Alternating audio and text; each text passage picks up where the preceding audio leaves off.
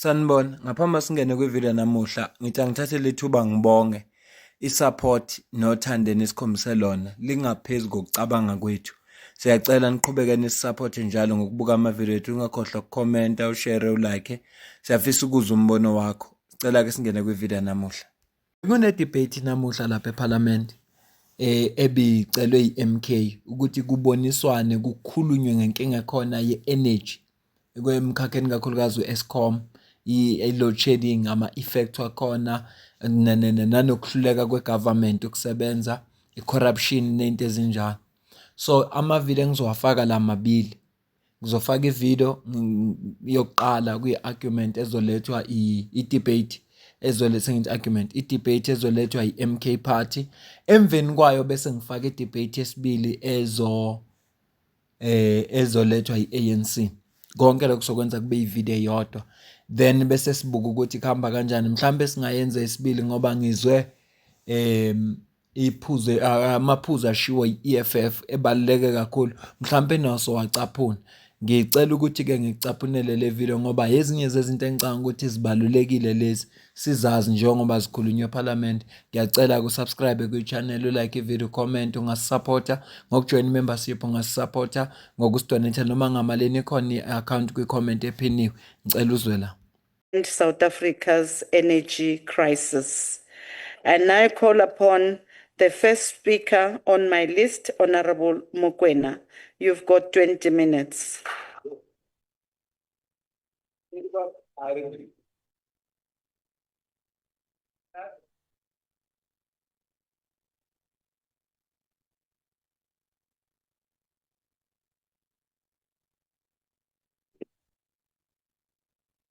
Thank you, Honorable Chair. The topic is power to the people, confronting corruption and delivering sustainable solutions to end South Africa's energy crisis. I would like to greet my party president, Jacob Zuma, who was phenomenal during his time as the president of the country in this very section. You are misleading the House. Honorable Chair. Honorable Chairperson, honorable members, South Africans are tired of excuses, tired of empty promises. They are tired of living in a country where darkness, both literally and metaphorically, has become the norm. The electricity crisis gripping our nation is more than just a technical issue. It is a crisis born of deliberate choices, systematic failures, and unchecked corruption. Today, as we debate this critical topic, I appeal to every one of you and ask you to reflect on what kind of legacy are we wanting to leave behind for future generations. Let us begin by acknowledging the truth. Eskom, once the pride of our public enterprise, has been brought to its knees by years of mismanagement and corruption. Load shedding is not just a sign. Honorable Chair. Honorable Mokoena, you can take your seat. What is your point of order, Honorable Badenhorst? On which rule are you rising on? Will the member take a question? Honorable Mokoena, are you prepared to take a question? No, Chair, just that he must reflect on the truth that I'm about to speak. Unfortunately, she's not prepared to take a question. You may proceed, Honorable Mokoena. Thank you. Load shedding is not just a sign of broken infrastructure. It is a symptom of broken governance. It disrupts homes, stalls businesses, and puts our most vulnerable citizens, our elderly, patients in hospital, and learners in constant peril. But beyond the blackouts, another kind of darkness lurks. A darkness fed by greed, a darkness fed by self-interest, where public funds meant to power our nation instead line private pockets, as we have seen in recent times. Honorable members, corruption lies at the heart of South Africa's electricity crisis. The recent revelation surrounding Mulilo are a damning indictment of the ANC's failure to safeguard public resources. This company, co-founded by Jan Oppenhauser, Eskom's former COO, has secured a contract worth 375 million rands over 15 years. contracts awarded by the very institution he used to control. It's not a mere coincidence. It is the same old ANC doing ANC ways. It is yet another chapter in their legacy of enabling corruption. And to reaffirm this, just yesterday, the very Minister of Electricity and Energy very heartwarmingly defended this. He claimed that there were necessary steps to address the crisis. It was published in the Times newspaper, and his excuse were as predictable as insulting. Let us ask the hard question: how does a man move from managing Eskom's finances to profiting from its contracts within months? How does the government justify awarding billion rands of contracts to companies that are tied to former executives? How do you live with yourself? How do you sleep at night? And it is not just Eskom. We see billions wasted on failed projects like Medupi and Kusile, tenders awarded to politically connected cadres, and a deliberate lack of investment in renewable energy. And then they'll blame ex-presidents when it is actually the current president and its government that is doing all the worst things. They are a part of a larger systemic betrayal of the ANC. Honorable members, the energy crisis is not just about cities plunged into darkness. It is about the forgotten communities. We as the National Council of Provinces, our job is to look after for our provinces. It is communities like Greytown, where families live without reliable electricity, unable to preserve food or power schools. In Dutra communities, where they've been waiting for years of promises of electrification to materialize, and the ANC dololo. In Tohoyandu, load shedding disrupts a small business trying to rebuild a fragile local economy. Lusigisi, students are crying and studying by candlelight at times because they are robbed of their future because of failures of ANC and its government. In Zwelicha, pensioners are suffering as power cuts are part of their daily lives. In Guyani, water pumps fail because of power outages, leaving communities without basic necessities. In Kandla, where power cuts deepen the struggles of rural households. Mthatha, residents feel forgotten as rolling blackouts stretch in hour after hour. In Kuma, our poor children walking along distances of schools with no lights on to power learning equipment. In Bokfontein, small corporates trying to empower women are stalled by unreliable energy supply. In Sekukune, rural clinics are forced to operate without power, risking the lives of mothers and newborns. In Makana, residents are forced to use unsafe alternatives for lighting, increasing fire risks in informal homes. In Rustenburg, some informal settlements, people use paraffin stoves still at this day because of the poor ANC, with poor, poor service. This is the reality of South African under the ANC. These are the communities left behind. These are the voices we must amplify. The MK party sees you. We stand by you. We fight for you. We refuse to let these communities be forgotten.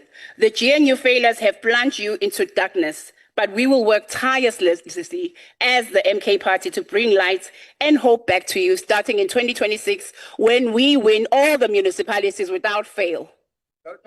For every village, town, and settlement that has been betrayed, we say to you, enough is enough. We see you. Honorable Chairperson, accountability is not just a buzzword. It is a necessity. It is something that the ANC and this GNU has avoided for a very long time. It is time to pack up your excuses. It is time to stop looking at me like you do not know what I'm talking about.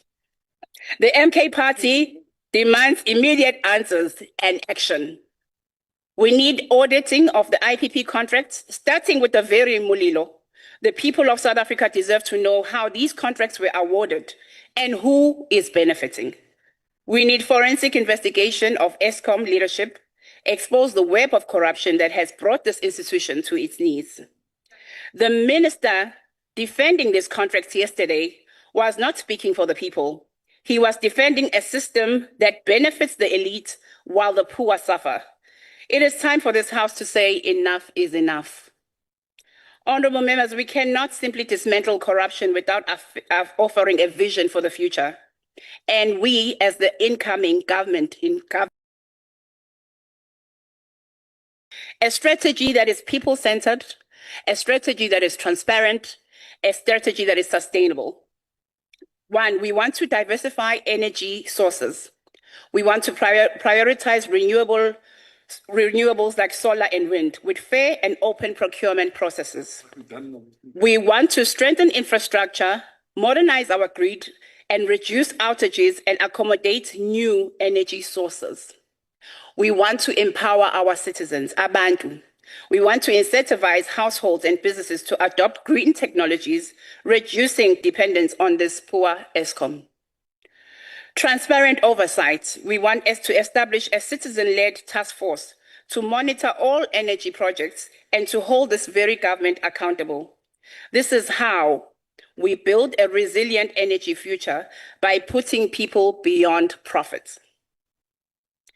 Honorable members, the ANC and the GNU, well, the prime leaders of this GNU, have failed us over and over again. ANC has betrayed South Africa once and again.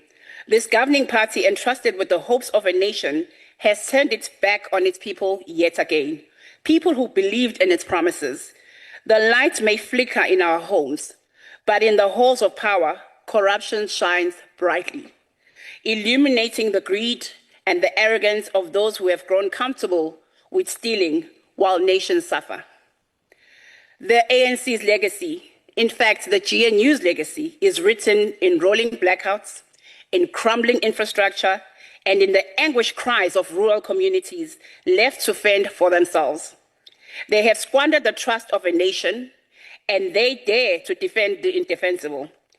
A minister who justifies awarding billions to companies with ties to former executives, they are not serving the community or our people. They are enablers of theft. To the ANC, to the DA, to all the members of the so-called GNU, we say this: your time for excuses is over. The nation sees you for who you are, parties that are more invested in protecting corrupt elites than uplifting our people. And to the people of South Africa, we say, hold this GNU accountable, make them account, demand better because you deserve better. We in the Umkhonto weSizwe Party will never stop fighting for you. The ANC may have given up on you, the GNU may have given up on you, but we never will. Together we will end the darkness, together we will bring back to power to the people. Not just electricity, but power of hope, power of dignity and accountability. We say enough is enough. And in the upcoming elections of 2026, we will show you once again, because this time our votes will not be stolen. We will make sure that people receive the services that they deserve, the services that they stand in the lines to queue and vote for. They will get it from this party. I thank you.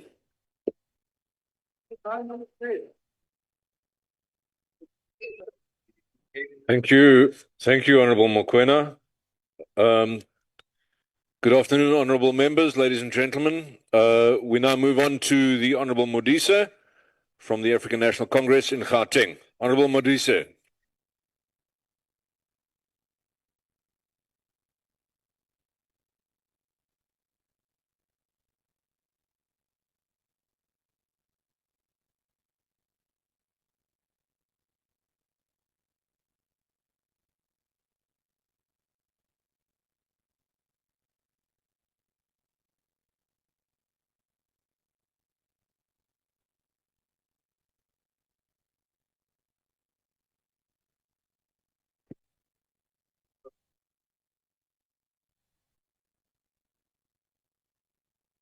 Chairperson of the Council, Honorable Ryder, the Chairperson of the session, honorable members and the people of South Africa. Chairperson, today's debate is dedicated to Mr. Siphe Samule, a volunteer at the Lanasia Magistrate Court. I'm told that Mr. Samule has been a volunteer at this court for more than 10 years.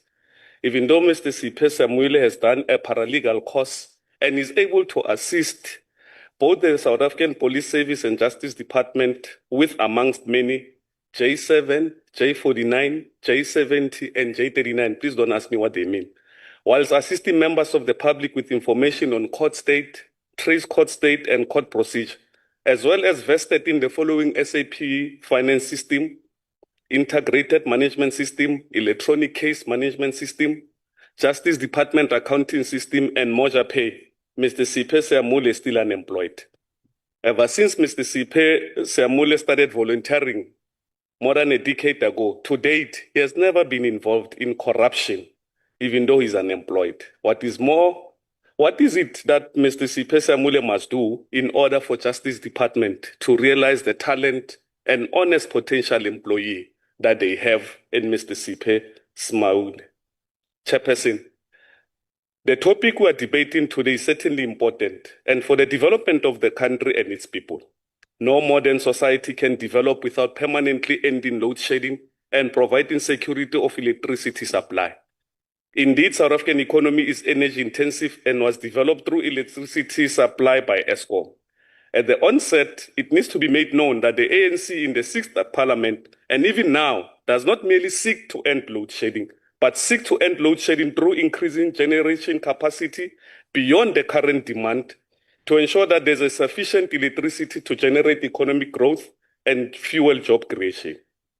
Now, having a myopic view on ending load shedding without increasing generation capacity does not help economic development through infrastructure expansion and job creation.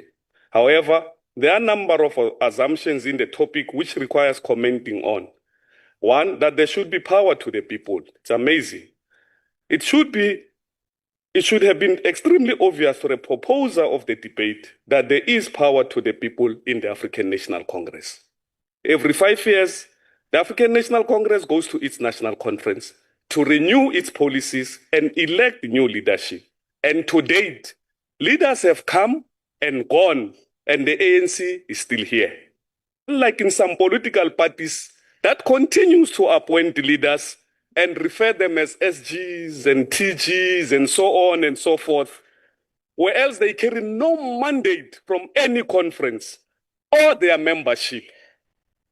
Same with these others who continue to elect one person over and over and over because of the fear of the party demise should they elect differently. In the past, apartheid deemed it not necessary to provide African households with basic services like electricity and water, and the African National Congress government sought to correct the historical injustices of apartheid through providing these services throughout the country.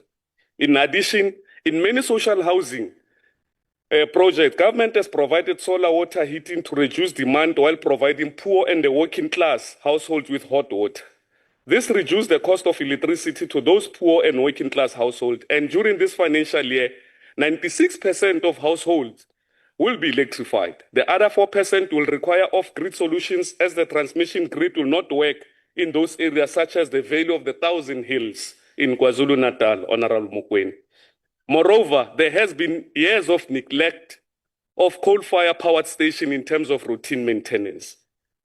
Chairperson, we are going to be told here by those wearing combat as a fashion statement, without any force or combat number or name, by those who can't even shoot water gun, and spitting on the graves and sacrifices made by those that knew what it meant by wearing a combat under the regime of terror in Pretoria.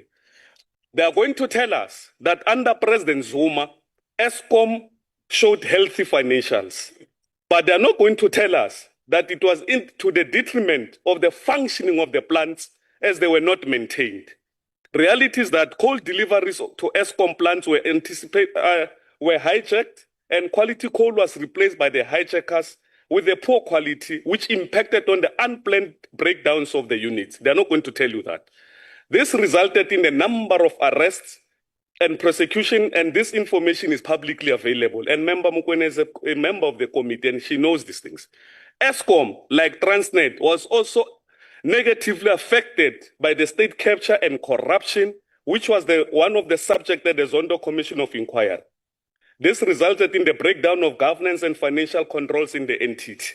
There were serious allegations of corruption in terms of procurement, which the SIU is still investigating, and my colleagues will come and explain much better. However, what should be clear is that the ANC government in the 6th Parliament has initiated those investigations, and they are still continuing up until today. Honorable Chair. The development of Medupi, Mr. Modise, won't you take your seat, please? Honorable Mokoena, on what are you rising? Thank you, Chair. I'm wondering if the honorable member is willing to take a question from me. Mr. Modise, would you like to take a question? You would? Yes, please proceed with your question, ma'am. Right. I would like him to clarify which was the which governing party it was in the areas that he's talking about of the failures of ESCOM. Thank you. Just clarify for us. Thank you, Honorable Mokoena. Honorable Modise, over to you to reply and then continue with your delivery. Thank you.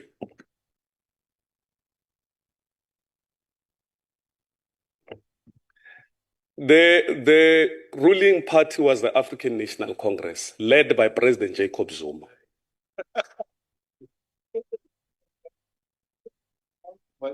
Chairperson, over time, there has been an attempt by Umkhonto Zuma party in both houses of parliament to divorce President Jacob Zuma from the challenges and successes of his tenure. Chair. Sorry again, Mr. Modise, please take your seat. Mr. Zulu. Chair, thank you very much. Can the honorable member take another question? I'll say Another question for you, Mr. Modise. Yes, he's engaging Thank you today. very much, Chair. Honorable Mdise, bekaithatha aphi mandate to President Zuma? Bekaithatha aphi mandate? There you go, Honorable Modise, a short question. Chairperson, every 5 years the ANC goes to conference, and the resolution of the conference in renewing the policies of the ANC becomes the guiding tool for any sitting president of the country under the ANC. The mandate came from conferences. Hence, I'm saying to you, and I want you to listen to me, Makeb. Chairperson, over time, there has been an attempt by Umkhonto Zuma party in both houses of parliament to divorce President Jacob Zuma from the challenges and successes of his tenure. The attempt seeks to suggest that anything wrong is a result of the ANC, and anything right was President Zuma's ideas. That is wrong and fallacy and myopic in its character. We all know how much the ANC went out of its way to protect President Zuma when he was the president of the country. And as he was mandated by the National Conference, let it put it categorically clear that the history and legacy of President Jacob Zuma is in the ANC. And that Mshika party of his is a retirement plan and a money-making scheme for himself and his children. That is why President Jacob Zuma can remove anyone without any founding member of MK party, without any consultation. So that as much as he did yesterday, without worry, even though some of the members seated here today can be removed today or tomorrow. Another interruption, please, if you wouldn't mind taking your seat. Mr. Nzimande, on what are you rising?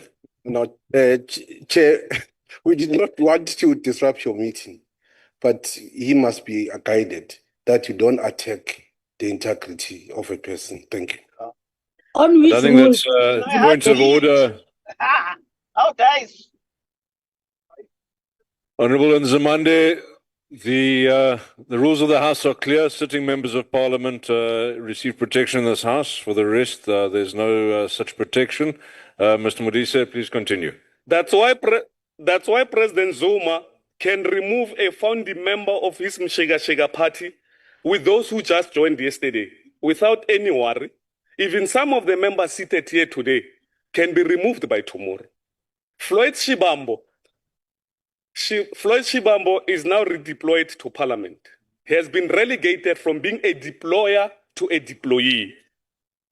Just like the late leader of Inkatha Freedom Party, Prince Mangosuthu Buthelezi, requested that his coffin be draped in the ANC flag, so will President Zuma. Mr. Modise, again another interruption. Please take your seat. Honorable Mokoena, on what are you rising now? Chairperson, I want clarity. Is this about Zuma, Noma? Is it about energy crisis. We are getting very Well, confused. Mokoena, Mr. Modise is not yet a minister. You don't have an allocation of 6 questions today.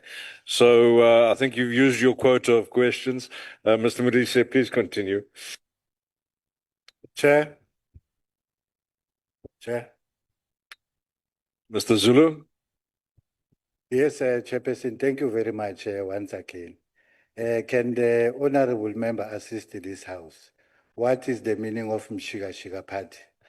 Now, honourable members, I think that frivolous questions will not be entertained. I don't think you also haven't asked permission to ask the question.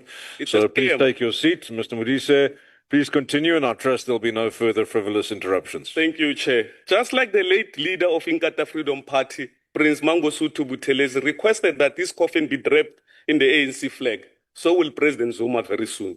Because he understands fully that not everything that he has done in this world will just go down the drain. I know and understand very well that Umkhonto Zuma party members in this house are not comfortable and will not be accepting this sad reality. Because to them and many others in both houses, being a member of Umkhonto party is a meal ticket and not to service the people of the Republic of South Africa. The value chain of electricity supply industry is a capital intensive, from supply of feedstock to generation, transmission, and distribution. In essence, this is a capital intensive, high volume and low margin business. Therefore, within the context, there can never be any quick fix solution, nor any instant solutions. It is a process. Decisive measures which have been taken have over a short period of time started to bear fruit. Eskom is currently the only supplier of electricity in the country with a power purchase agreement with IPP suppliers of renewable energy. In this regard, we all agree that Eskom plays a critical role as it supplies the base load of country's electricity demand.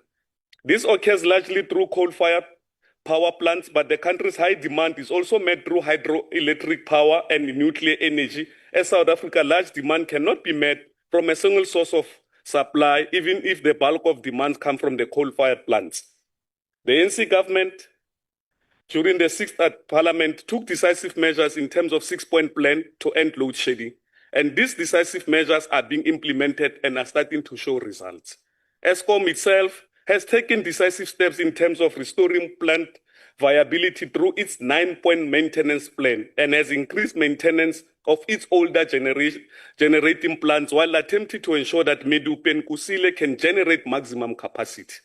This is still ongoing, given the flaws of Medupi and Kusile that left the sector with deficit in financial and supply terms. However, through increased maintenance, the NT2 was able to move from all-time low energy availability factor of 48% to now operating at 68%, which is able to finance through its own financial resource to the value of 20 billion per annum over the next 3 years.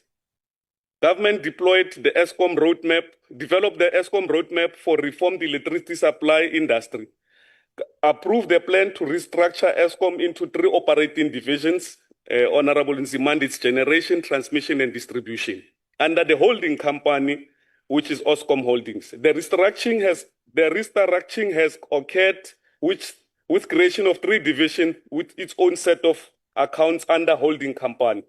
The National Transmission Company of South Africa is busy attempting to develop a transmission grid to expand electricity supply through bringing the new renewable energy generated by IPPs to the market. This is an indication of the 6,000 megawatts of IPP currently supplied. It is critical that while we understand the decisive steps which government has taken to end load shedding and restore Eskom as a going concern, that we equally understand the necessity of increasing generation, transmission, and distribution capacity. And I thought Member Mokoena will know these things. The implementation of medium-term development plan and microeconomic development through the district development model demands an increase in generation, transmission, and distribution. Load shedding has been caused through increased electricity demand, which exceeds supply. This is largely the result of poor performing plant economic growth, as well as the National Electrification Program rollout since 1994. At the same time, government recognizes the need to increase generation capacity through promoting the development of green energy through renewable energy projects developed by independent power producers. Inclusive economic growth and job creation have been critical elements of government policy through beneficiation. Local industrial development and load shedding needs to be resolved, but generation capacity must be increased to enable inclusive economic growth and job creation. The aim of African National Congress is not merely to take decisive action to end load shedding, thereby ensuring power to the people, but also to ensure that generation, transmission, and distribution capacity is increased to ensure beneficiation, local industrialization, SMME development can occur in all provinces. Corruption, Member Mokoena, must be dealt with by the full might of the law. The National Prosecuting Authority must be resourced with skills to effectively deal with corruption. However, corruption does not determine our sole focus, but rather transformation through creating a better life for all. I thank you, Chair.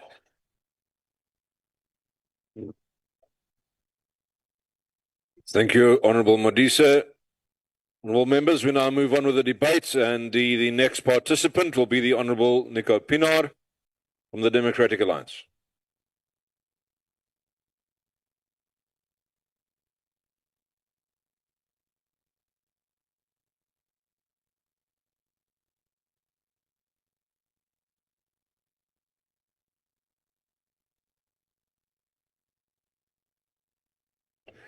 Thank you, Chairperson.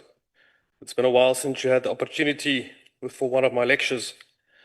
Honourable Chairperson, honourable members of the House, and most importantly, as always, my fellow South Africans, good day, goeiedag, tobela.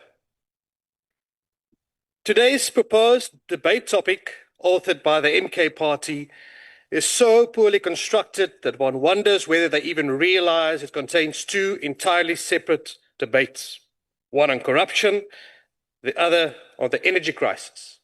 But since they've opened both doors, I will walk through them both. As Honourable Modise ended his speech with corruption, I will start it. Chairperson, corruption is what keeps our people poor and desperate. And as the government of national unity, we must confront it wherever it rears its ugly head. The Zondo Commission report stands as the epicenter of all that has gone wrong with South African politics. Yet to this day, we are still waiting for even one meaningful arrest beyond the former disgraced President Jacob Zuma. The Democratic Alliance remains hopeful that the National Prosecuting Authority will bring closure to this dark chapter in our democracy. But no conversation about corruption is complete without discussing accused number one, Jacob Zuma, the proud leader of the MK Party, an ex-convict who served time for contempt of court, now leads a party in Parliament. Only in South Africa can a convicted criminal and an impeached judge, John Slope, be held up as political leaders. These are the faces of the MK Party. One removed from the bench for gross misconduct, the other removed from the office by the ANC themselves. And yet, MK now demands constitutional amendments while openly attacking the very foundation of our democracy. Chairperson, anything they say today can and should be dismissed with contempt. But let us not waste this opportunity, honourable members, on outrage alone. This debate also demands solutions, particularly to the crisis affecting every household and business, the ongoing energy crisis. Our energy woes are a direct result of a failed government monopoly, Eskom. Let me be clear, the disease cannot be the cure. Entrusting Eskom alone with our energy future is not only naive, it is reckless. The private sector already holds the solutions. Through public-private partnerships, policy reform, and support for independent power producers, we can bring real stability to the grid. Investors are ready, multinational companies stand prepared to build and deliver clean, sustainable energy. But what is stopping them? Red tape, bureaucratic inertia, political cowardice. We are not advocating for reckless privatization, colleagues. We are calling for long-term lease agreements, open infrastructure access, and for the private capital to complement the state, not replace it. Another urgent challenge in our grid infrastructure is the actual lines that carry electricity across the country. Whether to newly developed suburbs or growing rural communities, we are falling dangerously behind. Chairperson, I was shocked when I heard the estimates. 440 billion rand is needed to build our new infrastructure lines.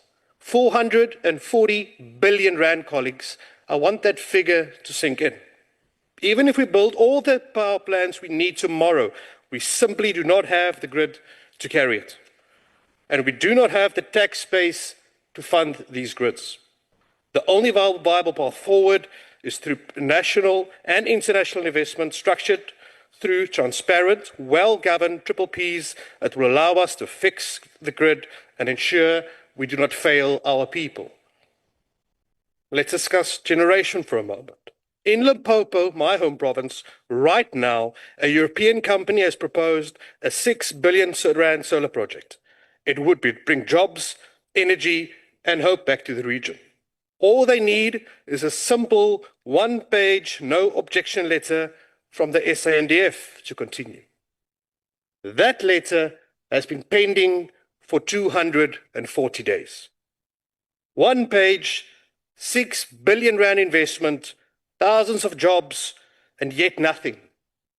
While we wait, we burn diesel and tell South Africans to switch off their geysers. This is the kind of red tape that must be cut if we are serious about change. And solar is just one part of the solution, Chair. Nuclear energy should be part of the future as well, diversifying the energy mix to the point that it is clean, safe, and reliable. The time to invest in nuclear is now. Delaying it further would be a grave mistake we will one day regret. Chairperson, Eskom has spent billions keeping diesel turbines running. That is not a plan, that is a panic. And it cannot continue while practical solutions are left on the table. We are not short of options, we are short of political will. If this GNU truly wants to lead with integrity that delivers results, we must embrace innovation, investment, and infrastructure sharing. This is our opportunity not just to keep the lights on, but to create jobs, attract investment, and put South Africa on a path for sustainable growth and inclusive growth. Let us not waste this, colleagues. Thank you. Baie dankie. Siyabonga.